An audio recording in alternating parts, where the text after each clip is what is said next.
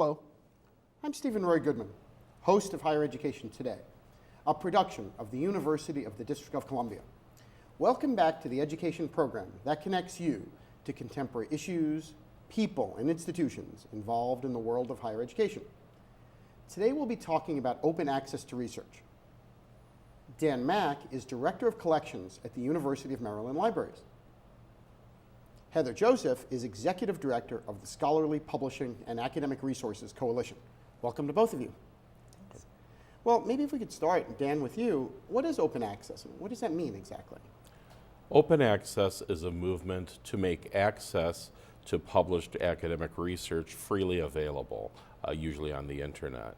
So open access journals are journals that people don't have to pay subscriptions to access the content, to make information more broadly available to the general public, to audiences that perhaps couldn't afford to access the information if there was a subscription.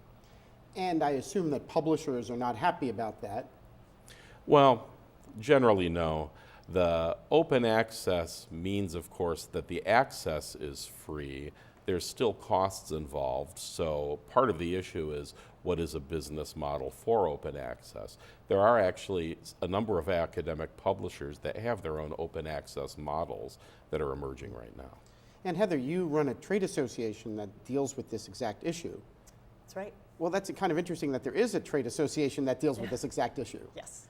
So as Dan said, I think one of the interesting things is people assume that if scientists or scholars do research, that the results are going to be shared as freely as possible. That's why we do research in the first place, right? Just to get the information out broadly.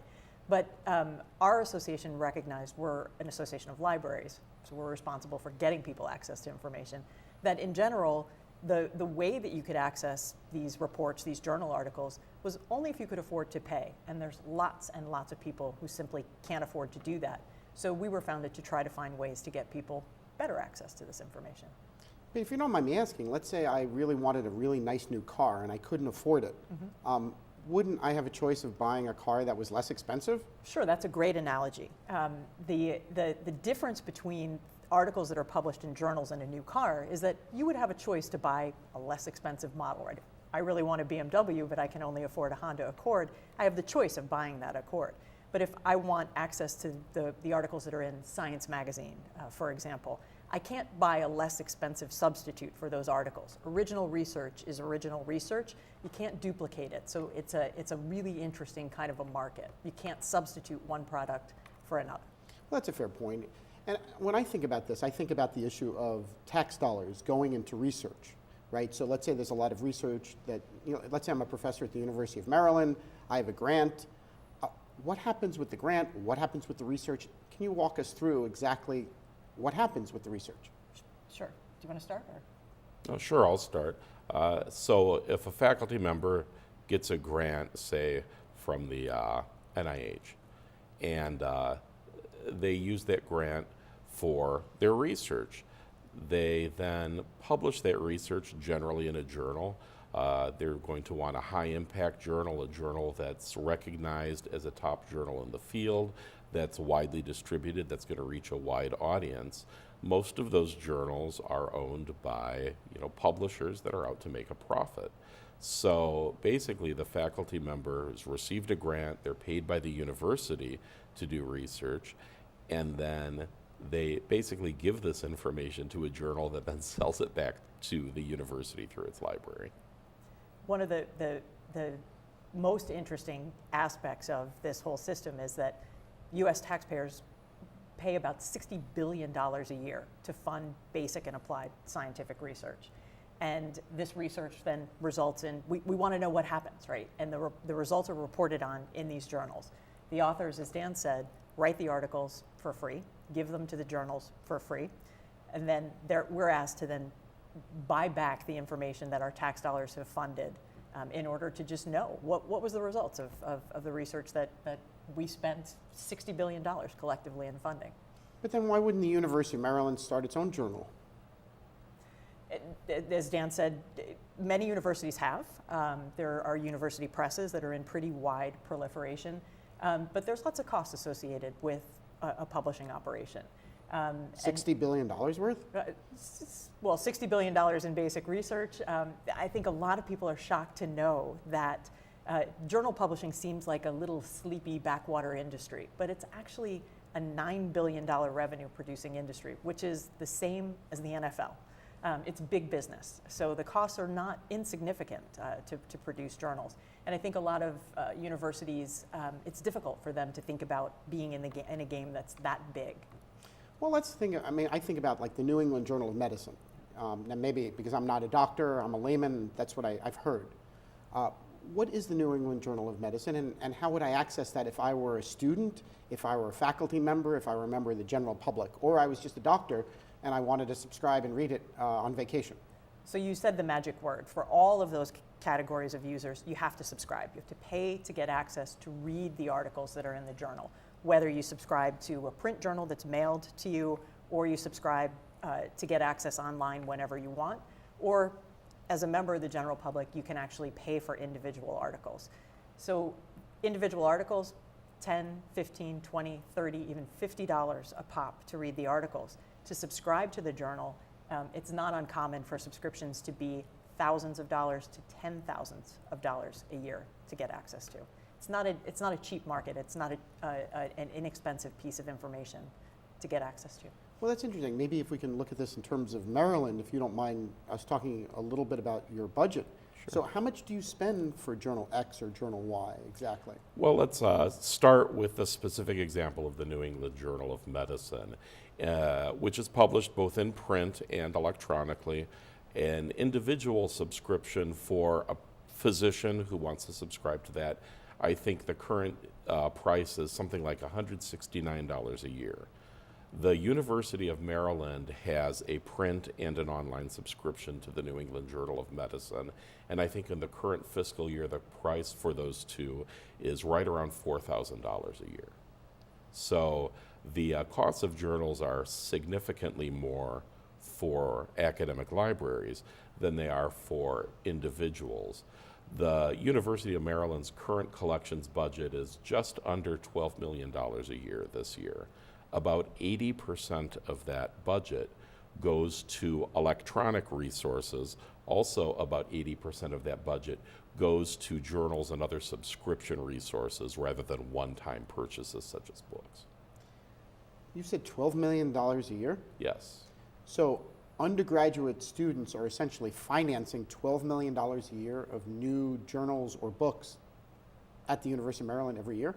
Well, we get a collections budget from the university administration, and we have some other private funds as well. We have some donors who give us funds to collect material in specific subject areas, but most of it is from the campus at the central administration.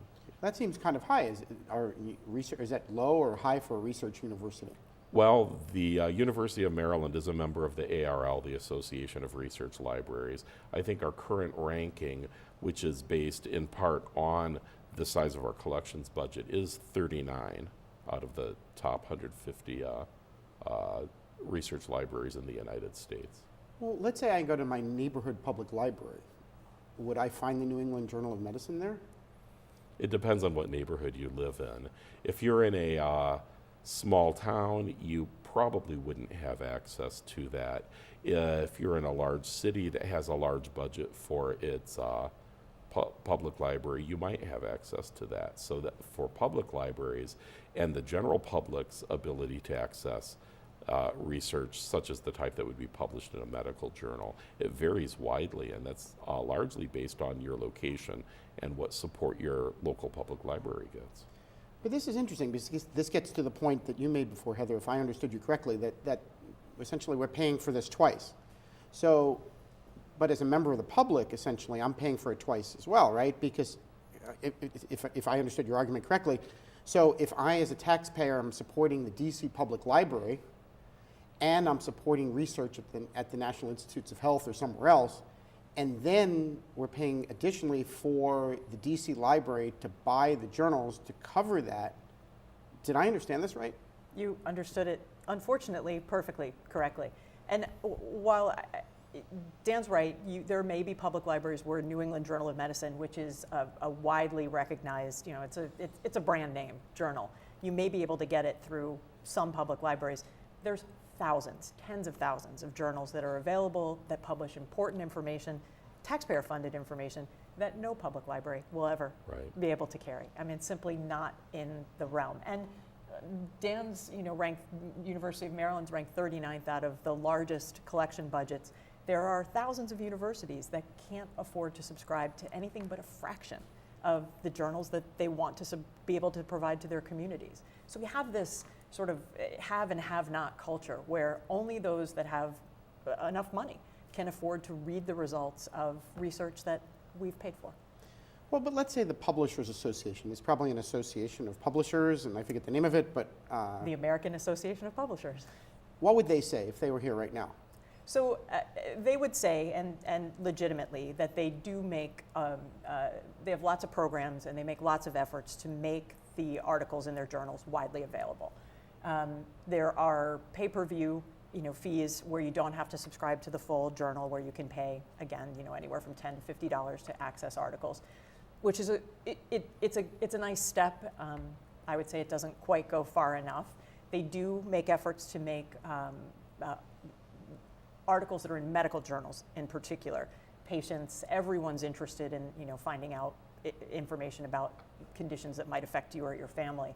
They have programs where some subset of those articles are made freely available. So there's good faith efforts, but what we're looking for in our organization is changing that whole system, that there's a basic unfairness in the idea that this information is funded to be shared, and we still have this gatekeeper function being performed that keeps us out. But wouldn't the publishers presumably say that some of it is proprietary or some of it is security related, and therefore you don't want it out in the public right away? Well, you could see where, when we're talking about taxpayer-funded information, if you look at information from the National Institutes of Health, it's kind of intuitive. People say, well, health-related information, of course we should have it. If you think about Department of Defense, for example, you start to think about, ooh, there might be classified information. And the information that we're talking about is, open access doesn't apply to classified research. We're not talking about opening up access to material that has security concerns, anything like that. We're simply talking about opening up access to the public to that material that's already been published in journals, right? That's already been cleared. So those kinds of I think, classified security concerns really don't come into play here. Well, for the average viewer, can you explain, or can maybe both of you explain, what open research is, basic research, and then applied research? And then, I guess if I can throw one more question onto that, is why is the White House involved in something like this?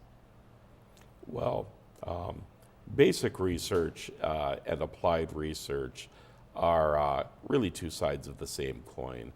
So basic research is generally involved with sort of fundamentals of science, for example. So maybe research in a field like chemistry or astrophysics that's looking at some fundamental principles. Applied research then takes another step into making a practical application for that. These days, the two are increasingly merged with increasing interdisciplinarity of research. There's really much less distinction between the applied and the basic research. You asked why the White House would be interested in this, and the reason that we do research in the first place is, not to do research, but to generate discoveries, right? To find out new things, to develop new ideas. The goal of research is to turn these new ideas into new services, new products, things that will benefit the public in some way. Medical research, treatments, cures, agricultural research, sustainable food sources, all kinds of things that will benefit the public. And I think the White House recognized that having the internet available allows us to share the results of this research across an incredibly broad audience. The more people who you can share these results with, the more people who have the ability to build on it, build these new services and products.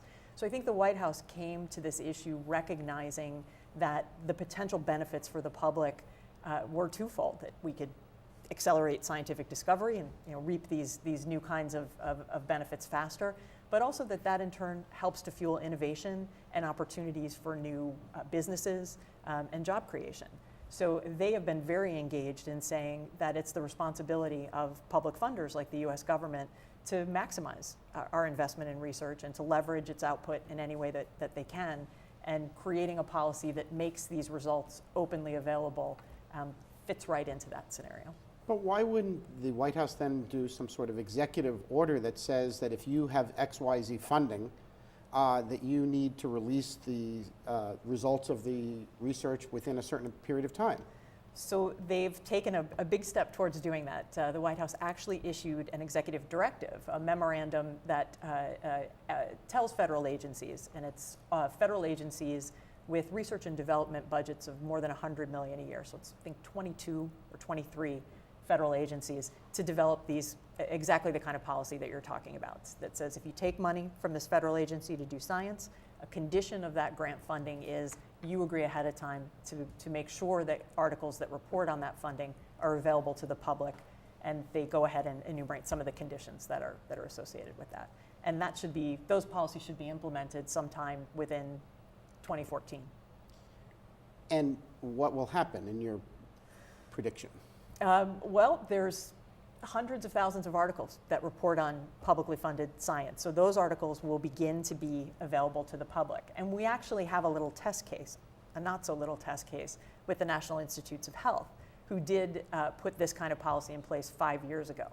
And they have a database of these articles at the NIH.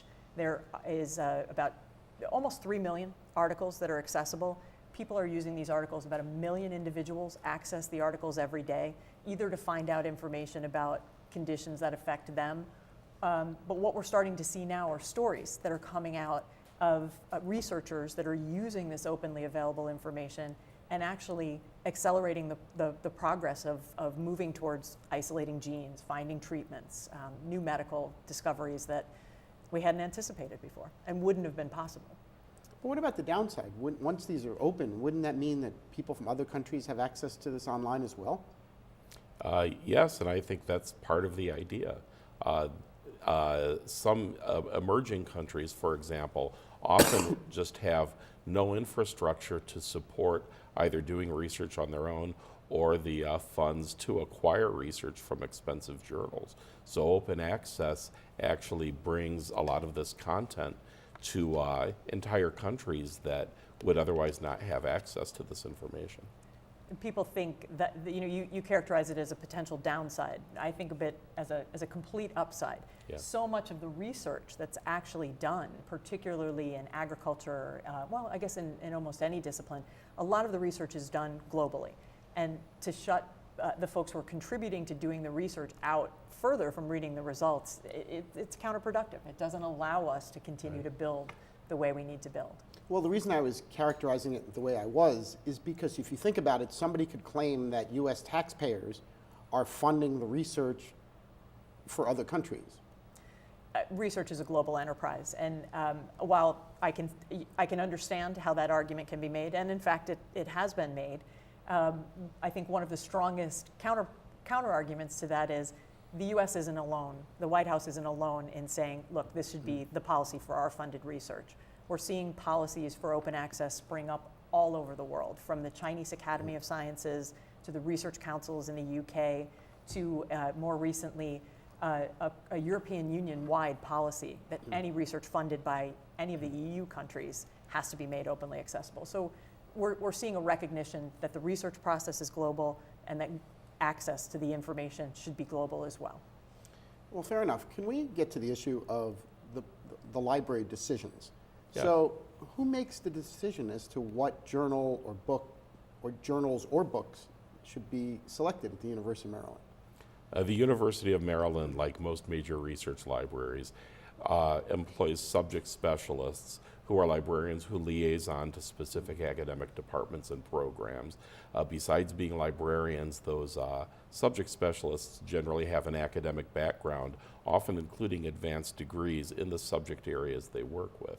So they work very closely with faculty to acquire the journals, the books, and the other information that supports the current and future, both the curriculum and the research enterprise.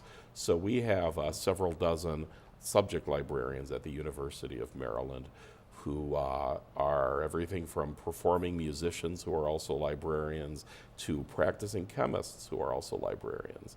And they work very closely with the faculty in those areas to make sure that we're subscribing to the journals that they need for their research and teaching. And my understanding is that at a research university like Maryland, you're kind of in a difficult position sometimes because for a certain department to be accredited nationally, they need to subscribe to certain journals. Did I understand that correctly? Oh, yes. So accreditation, varies depending on the discipline, but generally you have to show, if you're being accredited, for example, and your program includes granting doctoral degrees, you have to show that you are able to apply, or that you're able to offer the content that researchers need to do doctoral level research. So that'll include subscribing to the major journals within a particular discipline. Now in the sciences and technology, most of the major journals are actually published by a very small handful of publishers. And what are some of those publishers? Elsevier is one, Wiley, Springer. These are three of the major STEM discipline publishers. And they're international companies that publish literally thousands of journals, some of which cost $10,000 or $15,000 a year or more for a library the size of the University of Maryland to subscribe to. But why couldn't the University of Maryland, with all its resources, we kind of touched on this a little bit before, why couldn't Maryland start some smaller publishing entity that would basically undercut some of these bigger journals? Well, actually, the University of Maryland has never had a university press, but our library, like many academic libraries, is actually exploring getting into some small-level publishing opportunities. So there could be an occasion in the future where we decide to start publishing some journals. The issue is the types of research in cutting-edge research in science and technology disciplines that's being funded by large grants. Generally, you need a recognized journal for publication, something that's going to be distributed broadly. I think one of the other solutions that libraries have supported is the creation of open access journals, right? Yeah. A new model that says it doesn't matter where the journal is published. It could be coming out of a university, it could be from a traditional publisher. We just get rid of the idea of paying for access. You cover the cost of publication up front through article processing fees or other fees that are paid up front, and then the articles are available freely to anybody, anywhere, anytime who wants to access them. And that is actually the fastest growing niche of the journal publishing marketplace right now. But as someone I'm an author as well, and I remember it took me a number of years to do my book. And so are you saying that I should not have been paid to do that for that 2 years? Really important to draw the distinction between journals and books. Authors of journal articles are never paid, almost never, right? They give the articles freely to the journal. So the business model for open access of payment up front, covering the costs up front, works. It's very different in the book world. And so no, I wouldn't extend the model that we're using to fund open access to books. Well, fair enough. We only have another minute. Thank you, because my publisher will be very happy with that answer. We only have another minute or two. Last tips or advice or things you want to leave viewers with? Well, one thing that I would say to viewers, especially those who do research and who publish research, is explore the options that are available for open access. There are a lot of open access journals out there. Go in and talk to your local librarians. They can put you in touch with the directories to find appropriate open access venues for publishing. Even in a public library? Yeah, they could find that information for you. The directory of open access journals is very easy to find, and they've got hundreds of open access journals in a variety of languages and subject areas. That is the thing that's changing. We talked earlier about public libraries not being able to afford to subscribe, so the public's shut out. With open access journals, you can find this content online in your library now. So if you're a member of the public and you're interested in finding out something about horticulture, or you're a birder, or there's just something that you're interested in, you can now go online and find this information from open access sources. So I would encourage people to become educated about open access exists, and that it's opening up a whole new world of information, and high quality information, which is something that we're all hungry for on the internet, that can help us in our daily lives. And one last follow-up to that, how exactly is that going to help us in our daily lives? It's interesting. The most common thing that people do is they look for health-related information, right? Everyone, no matter what happens, if you're diagnosed with something or you think you have a medical condition, the first thing we want to do is go online and find out the latest and best information on this. Because now we have NIH's information freely available, people can download the latest articles from NIH-funded research, and if you don't understand it, bring it to your doctor or your healthcare provider for help and interpretation. That's the single biggest and easiest use for this information. So you want to put doctors out of business too then? No, we want to help them be better educated. I assume you might say that. Well, anyway, any last minute thoughts, or are we going to say goodbye to our viewers?